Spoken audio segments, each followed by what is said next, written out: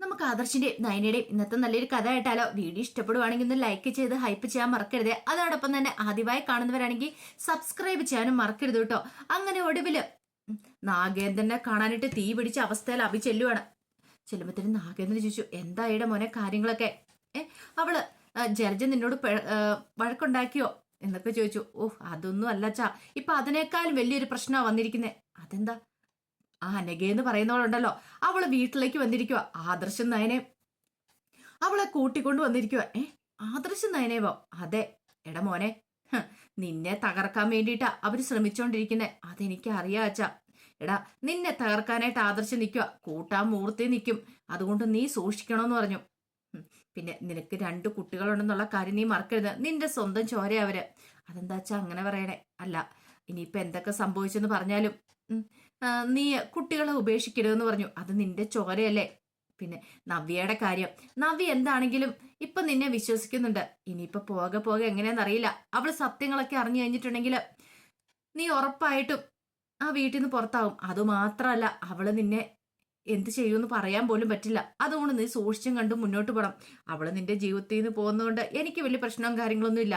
പക്ഷെ നീ നിന്റെ കുഞ്ഞുങ്ങളുടെ കാര്യം നോക്കണം. അച്ഛാ, അത് പിന്നെ എനിക്ക് എന്ത് ചെയ്യണമെന്ന് പോലും അറിയത്തില്ല. എടാ, നീ വിഷമിക്കാതിരിക്കുക. നമുക്ക് എന്താന്ന് വെച്ചാ ഒരു പോംവഴിയൊക്കെ ഉണ്ടാക്കാം.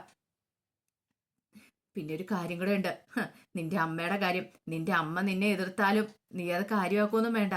പിന്നെ അവളുടെ ശരിക്കുള്ള സ്വഭാവം നീ അറിഞ്ഞു കഴിഞ്ഞിട്ടുണ്ടെങ്കിൽ എത്രയും പെട്ടെന്ന് നീ എൻ്റെ അടുത്തേക്കോ വരത്തുള്ളൂ. കാരണം നിനക്ക് അവളോട് ദേഷ്യമാകും. എന്താ വെച്ചാ അങ്ങനെ പറഞ്ഞ അതങ്ങനെയാ. 100% നീ അവളെ വെറുക്കും എന്നുള്ള കാര്യം എനിക്ക് ഉറപ്പാ.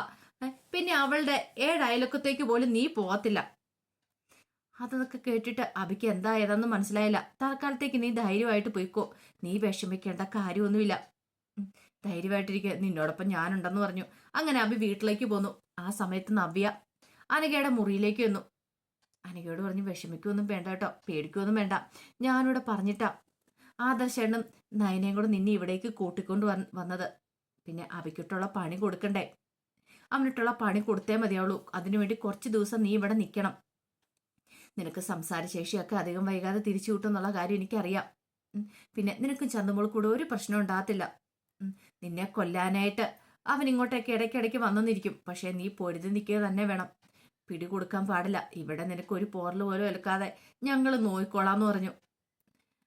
സൂക്ഷിക്കാനൊക്കെ പറഞ്ഞിട്ട് പുറത്തേക്ക് ഇറങ്ങാൻ തുടങ്ങുമ്പോഴത്തേനുമാണ് ജലജ അങ്ങോട്ടേക്ക് വരുന്നത്. ജലജയെ കണ്ടു കഴിഞ്ഞപ്പോഴത്തേനും നവ്യ പെട്ടെന്ന് പറഞ്ഞു, ധ്യാനകെ, മര്യാദയ്ക്ക് നീ ഈ വീട് വിട്ട് പോയിക്കോണം. നിന്നെ ഈ പരിസരത്ത് പോലും കണ്ടേക്കരുത്. നീ എന്ത് കാണിക്കാനായിട്ട് ഇങ്ങോട്ട് വന്നേ? ചാവാൻ വേണ്ടി വന്നാണോ? നിന്നെ കഴുത്ത് ചരിച്ച് ഞാനിപ്പോ കൊന്നാലുണ്ടല്ലോ, ഞാനത് മിക്കവാറും ചെയ്യും. നാണോട്ടെ നീ ഇങ്ങോട്ടേക്ക് വരുവോടി. ആദർശം നയനെയും വിളിച്ചു കഴിഞ്ഞപ്പോൾ അവള് വന്നിരിക്കുന്നു. രൂക്ഷമായിട്ട് നോക്കിയിട്ട് പുറത്തേക്ക് ഇറങ്ങിപ്പോയി. ജലജ വന്നിട്ട് ചോദിച്ചു, എന്റെ മരുമോള് പറഞ്ഞത് കേട്ടല്ലോ അനകെ. മര്യാദയ്ക്ക് നീ ഇവിടുന്ന് പോകാൻ നോക്ക്. അവള് നാണമില്ലാതെ വന്നിരിക്കുക. എടി, നീ എന്തിന്റെ അടിസ്ഥാനത്തിലാടി ആ മോളെ പൊക്കിക്കൊണ്ട് ഇങ്ങോട്ടേക്ക് വന്നിരിക്കുന്നേ? നവ്യെ മാത്രം മതി നിന്റെ കഴുത്തം ഞെരിച്ച് കൊല്ലാനായിട്ട്. അബിയെ അവൾക്ക് പൂർണ്ണ വിശ്വാസ. അതിന്റെ ഇടയ്ക്കിലേക്ക് നീ വന്ന് കിടന്നാലൊന്നും ഒന്നും ആകാൻ പോകുന്നില്ലടി. നീ ഇനി സംസാരിച്ചാലും അവളൊന്നും വിശ്വസിക്കത്തില്ല. പറഞ്ഞത് കേട്ടല്ലോ. അതും പറഞ്ഞ് ദേഷ്യപ്പെട്ട് ജലജ അങ്ങോട്ട് ഇറങ്ങി ചെല്ലുമ്പോ അബി കയറി ഒരുപാടോ. അബിയെ കണ്ടപ്പോഴത്തേനും ജലജ ചോദിച്ചു, എടാ, നീ എങ്ങോട്ടാടാ പോയത്? നിന്റെ അച്ഛനെ കാണാനാണോ? ദേ അമ്മേ, വെറുതെ അനാവശ്യം പറയരുത്. പുറത്തേക്ക് പോയ ഉടനെ അച്ഛനെ കാണാനാണോ? എടാ, നീ ചിലപ്പോ അതല്ല അതിലപ്പുറം ചെയ്യും. എന്റെ അമ്മേ, ഞാൻ എന്റെ അച്ഛനെ കാണാൻ പോയതൊന്നും അല്ല. ഇവിടെ ഇരുന്ന് തലയ്ക്ക് ഭ്രാന്ത് പിടിക്കുന്നുണ്ട്. ഒരുത്തിയെ കൊണ്ടുവന്ന് വെച്ചിട്ടുണ്ടല്ലോ. അതോർത്ത് സമനിലേറ്റ് പോയതാ. വേറൊരുത്തി എപ്പോഴാ ഏത് സമയത്ത് ആ സത്യങ്ങളൊക്കെ തിരിച്ചറിഞ്ഞ എന്റെ നേർക്ക് ചാടി വരുന്നെന്ന് അറിയില്ല.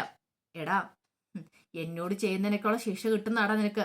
നീ നിന്റെ അച്ഛനുമായിട്ട് ചേർന്ന് എന്നോട് തെറ്റ് ചെയ്യുന്നില്ലേ? അമ്മേ, അമ്മ എന്തു വർത്താനാ പറയണേ? അതേടാ, നിന്നോട് അയാളെ കാണാൻ പോയത് ഞാൻ പലവട്ടം പറഞ്ഞിട്ടുണ്ട്. പക്ഷെ നീയും അയാളും തമ്മിൽ നേരിട്ട് സംസാരിക്കുന്ന ഞാൻ കണ്ടതല്ലേ. അതിനുള്ള ശിക്ഷയാണ് നിനക്ക് കിട്ടിക്കൊണ്ടിരിക്കുന്നത്. എന്റെ അമ്മ ഇങ്ങനത്തെ വർത്താനം ഒന്നും പറയല്ലേ. അമ്മമാരിങ്ങനെ തുടങ്ങുന്നോണ്ട് മക്കള് മക്കളുടേതായ വഴിക്ക് പോന്നേ. അമ്മ എന്നോടൊപ്പം ഈ സമയത്ത് നിൽക്കുവല്ലേ ചെയ്യണ്ടേ? അതിന് പകരം അമ്മ അവർക്ക് സപ്പോർട്ട് ചെയ്ത് നിൽക്കണം. എടാ, നിന്നെ എനിക്ക് സപ്പോർട്ട് ചെയ്യാൻ പറ്റുന്നില്ല. ആ, ഇങ്ങനെയാണെ മിക്കവാറും ഞാൻ ഈ വീട് വിട്ട് പോകേണ്ട വരുമെന്ന് തോന്നേ. അതേടാ, നീ അതല്ല അതിലപ്പുറം ചെയ്യും. ഇപ്പൊ നിനക്ക് കോടീശ്വരനായ ഒരു അച്ഛൻ പുറത്തുണ്ടല്ലോ. ഇറങ്ങിപ്പോയാലും അയാൾ നിന്നെ നോക്കൂന്ന് ഓർത്തായിരിക്കൂലേ ഇത്രയും കാലം വളർത്തി വലുതാക്കിയ എന്നെ ഉപേക്ഷിച്ച് നീ പോകാൻ തോന്നേ, പോടാ, നീ അങ്ങോട്ട് ചെന്ന് കയറി കൊടുക്കുക എന്നൊക്കെ പറഞ്ഞുകൊണ്ട് കുറെ ചീത്ത പറയണം അബിയെ. അബിക്ക് നല്ല ദേഷ്യം വന്നു. അല്ലേലും അമ്മയോട് സംസാരിച്ചിട്ടൊന്നൊരു കാര്യമില്ല, എനിക്ക് ഭ്രാന്ത് പിടിക്കുമെന്നും പറഞ്ഞുകൊണ്ട് അമ്മ ഇവിടെ നിൽക്കാനും പറഞ്ഞുകൊണ്ട് ദേഷ്യപ്പെട്ട അബി അകത്തേക്ക് കയറിപ്പോയി. പിന്നീട് അബി മുറിയിലേക്ക് വന്നു കഴിഞ്ഞപ്പത്തേന് നവ്യ ചോദിച്ചു, നീ ഇത് എവിടെ ആയിരുന്നു ഇത്ര സമയം? എടി, എനിക്ക് ഈ വീട്ടിൽ ഇരിക്കാൻ പറ്റണ്ടേ? വേറൊരുത്തി ഉണ്ടല്ലോ അവിടെ, അനഘയെന്ന് പറയുന്നവള്, അവളുള്ളതുകൊണ്ട് എനിക്ക് ഇവിടെ ഇരിക്കാൻ ബുദ്ധിമുട്ടായതുകൊണ്ടാണ് ഞാൻ പുറത്തേക്ക് പോയെന്ന് പറഞ്ഞു. എടാ, അവളുടെ കാര്യത്തിൽ എന്ത് ചെയ്യാനാ? അവളെ എനിക്ക് കൊല്ലാനുള്ള ദേഷ്യം വരുന്നുണ്ട്. അവളുടെ കാര്യത്തിൽ എത്രയും പെട്ടെന്ന് തീരുമാനം എടുക്കണം. അല്ല, അവള് രാത്രിയിൽ ഒറ്റയ്ക്കല്ലേ മുറി കിടക്കണേ? ആ അതെ. അവള് കഥകിന്റെ കുറ്റി ഇടുന്നുണ്ടോന്ന് ചോദിച്ചു. ഇല്ല.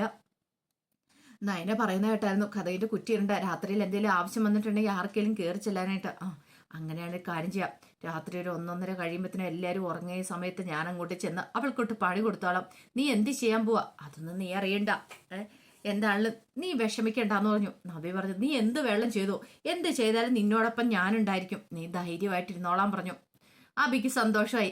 അങ്ങനെ രാത്രിയിൽ ഒരു 1:30 കഴിഞ്ഞപ്പോൾ എല്ലാവരും ഉറങ്ങി നിറഞ്ഞു കഴിഞ്ഞപ്പം അബി പതുക്കെ അനഘ കിടക്കുന്ന മുറിയുടെ കതക് തുറന്ന് ഇങ്ങനെ കയറി ചെല്ലുവാണ്. ചെന്നപ്പോഴത്തേനും അബി ഞെട്ടിപ്പോയി. നായനെ അങ്ങോട്ട് എഴുന്നേൽക്കുക കട്ടിലേന്ന്. അപ്പോഴേക്കും അനഘയും കണ്ണു തുറന്നു. എന്താടാ ഈ സമയത്ത്, എന്താടാ ഈ മുറിയിലേക്ക് വന്നേ? അത് പിന്നെ ഞാന് ഇവളെ കൊല്ലാൻ വേണ്ടായിരിക്കും അല്ലേ? അയ്യോ, അങ്ങനെയൊന്നും അല്ല ഏട്ടത്തി, വേണ്ട കള്ളത്തരം പറയണ്ട. എല്ലാവരും ഉറങ്ങിയെന്ന് അറിഞ്ഞു കഴിഞ്ഞപ്പോൾ പതുക്കെ പാത്തും പതുങ്ങി വന്നിരിക്കുമല്ലേ? അയ്യോ, എൻ്റെ മോളാണ് സത്യം, അതല്ല. അതെ, എനിക്ക് കിടന്നിട്ട് ഉറക്കം വരുന്നില്ല. ഒന്നുമല്ലേലും ഏടത്തേക്ക് സത്യങ്ങളൊക്കെ അറിയാലോ, ഇവളെന്റെ ആരാന്നുള്ളേ. എടാ, മോളെ പിടിച്ച് വെറുതെ കള്ളസത്യം വെക്കേണ്ട കാര്യമൊന്നുമില്ല. മോള് വന്നിട്ട് ഇത്ര സമയം നീ ഒന്ന് തിരിഞ്ഞു നോക്കിയോ? മോൾ എവിടെയാ നിനക്കറിയാവോ? അല്ല, എവിടെയാ?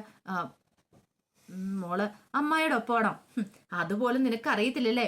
നിന്റെ മോളെ നീ മൈൻഡ് പോലും ചെയ്യാറില്ല. എന്നിട്ട് അവനിപ്പോ വലിയ ആളും കളിച്ചിട്ട് ഓരോ കാര്യങ്ങൾ പറഞ്ഞുകൊണ്ട് വന്നിരിക്കുന്നു, നാണമില്ലാത്തവന്. എടാ, നിനക്ക് ഇത്രയെങ്കിലും നാണുണ്ടെ നീ മുറിയിലേക്ക് വരുവോ? ഏട്ടത്തി, ഇങ്ങനൊന്നും പറയരുത് ഏട്ടത്തി. എനിക്ക് ഇവളോട് അങ്ങനെ ഇവളെ കൊല്ലാനുള്ള ദേഷ്യമൊന്നുമില്ല. എടാ, മര്യാദയ്ക്ക് പോകാൻ നോക്കിയോ നീ? എല്ലാവരും ഉറങ്ങിയെന്ന് അറിഞ്ഞ് ഇപ്പം അവൻ കള്ളനെ പോലെ പതുങ്ങി വന്നിട്ട് ന്യായം പറഞ്ഞുകൊണ്ടിരിക്കുന്നു. കടന്നു പോടാ മുറിയിൽ നിന്നൊക്കെ പറഞ്ഞു. അങ്ങനെ ദേഷ്യത്തോടു കൂടി നയന പറഞ്ഞു കഴിഞ്ഞപ്പം അവൻ പുറത്തേക്ക് ഇറങ്ങിപ്പോയി. നയന അനയോട് പറഞ്ഞു, പേടിക്കൊന്നും വേണ്ട, അവൻ വന്ന് എന്തിനാന്ന് മനസ്സിലായി കാണുമല്ലോ.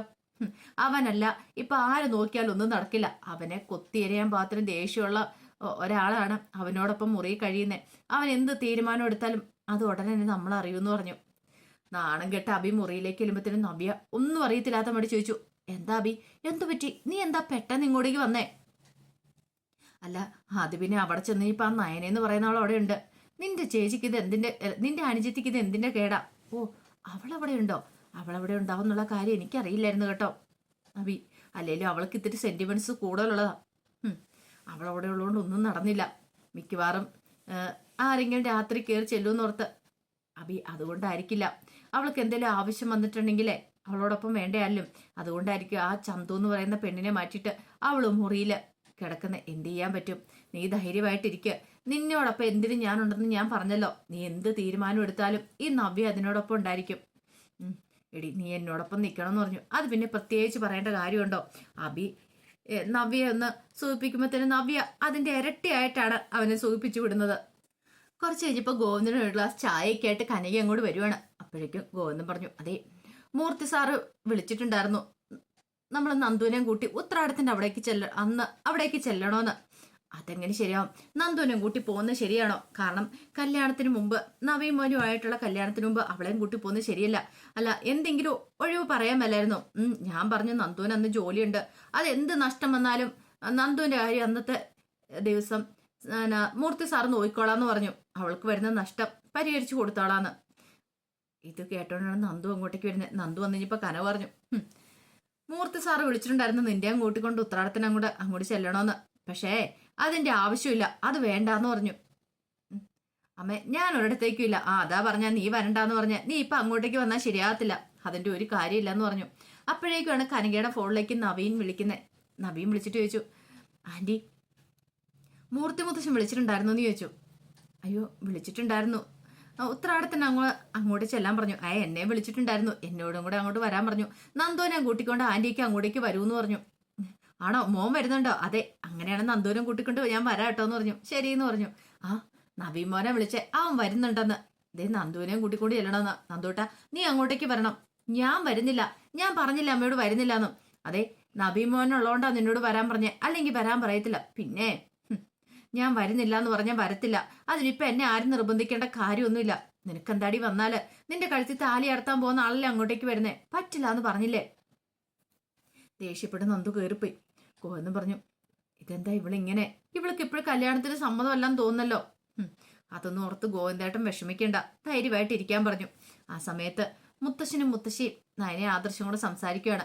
മുത്തശ്ശൻ പറഞ്ഞു, ഞാന് കനകയോടും ഗോവിന്ദനോടും നന്ദുവിനെ കൂട്ടിക്കൂടി ഉത്തരാടത്തിൻ്റെ അന്ന് ഇങ്ങോട്ടേക്ക് വരാൻ പറഞ്ഞ, പക്ഷേങ്കില് എന്തോ ഒരു ബുദ്ധിമുട്ട് പോലെ ഗോവിന്ദനും നന്ദുവിനും കൂട്ടി വരാൻ. അതുകൊണ്ടാണ് ഞാൻ നവീനെ വിളിച്ച് നവീനോടും കൂടെ ഇങ്ങോട്ടേക്ക് വരാൻ പറഞ്ഞേ.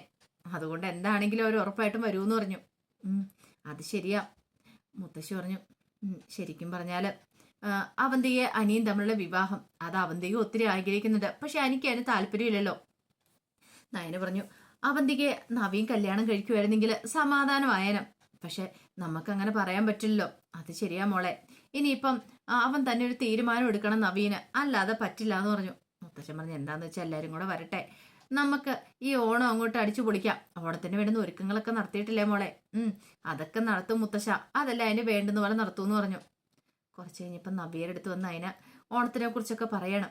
നബി പറഞ്ഞു, നമുക്ക് അടിച്ചു പൊളിക്കണം. ഈ വീട്ടിൽ എല്ലാവരും ഉണ്ടല്ലോ, ചന്തമോളുണ്ട്, അനഘയുണ്ട്, അതുകൊണ്ട് ഈ ഓണം നമുക്ക് കളർഫുൾ ആക്കണമെന്ന് പറഞ്ഞു. നയന പറഞ്ഞു, അതും ശരിയാ. ഇത്രയും നാളത്തെ ഓണം പോലെ ആയിരിക്കരുത്, അടിപൊളിയായിട്ട് നമുക്ക് ആഘോഷിക്കണമെന്ന് പറഞ്ഞു. അപ്പോഴാണ് ജലജയുടെ വരവ്. പെട്ടെന്ന് നബി പറഞ്ഞു, എടി നീ ഓണത്തിനെ കുറിച്ച് പറയാൻ എന്നോട് എൻ്റെ അടുത്തേക്ക് വന്നിരിക്കുന്നു, മര്യാദയ്ക്ക് കടന്നു പോയിക്കോണം. ഒറ്റെണ്ണം കൂടെ വെച്ച് തന്നാണ്ടല്ലോ ഞാൻ എങ്ങനെ നടക്കുമെന്ന് ഞാൻ തീരുമാനിക്കും. നബിയെ ഭയങ്കരമായിട്ട് നയനോട് ദേഷ്യപ്പെടുവാണ്. ജലജ വന്നിട്ട് ചോദിച്ചു, എന്താ മോളെ? ഓണം നല്ല കളറാക്കണമെന്ന് ഇവളെന്നോട് പറയാ, എല്ലാവരുമായിട്ട് ഞാൻ നല്ല രീതിയിൽ സംസാരിക്കണം എന്നൊക്കെ. അത് പറയാനായിട്ട് ഇവൾക്ക് എന്താ? ഒരുത്തി എങ്ങോട്ടോ കിടന്ന് എവിടുന്നോ കിടന്നോ ഒരുത്തി ഇവിടെ കൊണ്ടു ഇട്ടിട്ടാ ഇവളിതൊക്കെ പറയണേ. ശൈലജ പറഞ്ഞു, എൻ്റെ മരുമോളുടെ സ്വഭാവം നീ മാറ്റിക്കരുത് വെറുതെ. നിനക്ക് എന്തിന്റെ കേട്ടാടി നയനെ, നിനക്ക് നിന്റെ കാര്യം നോക്കിയാൽ പോരെ. എൻ്റെ മരുമോളെ കുറിച്ച് നിനക്കറിയാലോ. മോള് വിഷമിക്കൊന്നും വേണ്ട. എൻ്റെ അമ്മ ഇവളുടെ കാരണം തീർത്തൊന്നും കൊടുക്ക്. അവൾ ഓരോന്ന് പറഞ്ഞുകൊണ്ട് എൻ്റെ അടുത്ത് എനിക്ക് വരുക, കള്ളത്തരമൊക്കെ പറഞ്ഞുകൊണ്ട്. മോളെ, ഈ നയനെന്ന് പറയുന്നത് നീ വിശ്വസിക്കരുത്. ഇല്ലമ്മ, ഞാനൊന്നും വിശ്വസിച്ചിട്ടില്ല എന്ന് പറഞ്ഞു. നയന പറഞ്ഞു, അപ്പച്ചി കൂടുതലൊന്നും പറയണ്ട. അപ്പച്ചിയുടെ മോന്റെ സ്വഭാവം ഞങ്ങൾക്ക് നന്നായിട്ട് അറിയാം. എന്നെ കൊണ്ട് കൂടുതലൊന്നും പറയിപ്പിക്കരുതെന്നും പറഞ്ഞുകൊണ്ട് നയനെ അങ്ങോട്ട് പോകുമ്പോൾ ജലജിക്കയുടെ വല്ലാത്തൊരു ടെൻഷനായി. ദൈവമേ, പണി പാളുവോ എന്നൊരു ഭയം മനസ്സിലുണ്ടായിരുന്നു. അപ്പൊ അതിന്റെ കഥകളൊക്കെയാണ് കാണുന്നത്. ഇതിന്റെ ബാക്കി വിശേഷങ്ങളുമായിട്ട് വൈകുന്നേരത്തെ പ്രമോയി വരാട്ടോ. ഒരിക്കൽ കൂടി എല്ലാവർക്കും ശുഭദിനം നേർന്നുകൊണ്ട് നിർത്തുന്നു.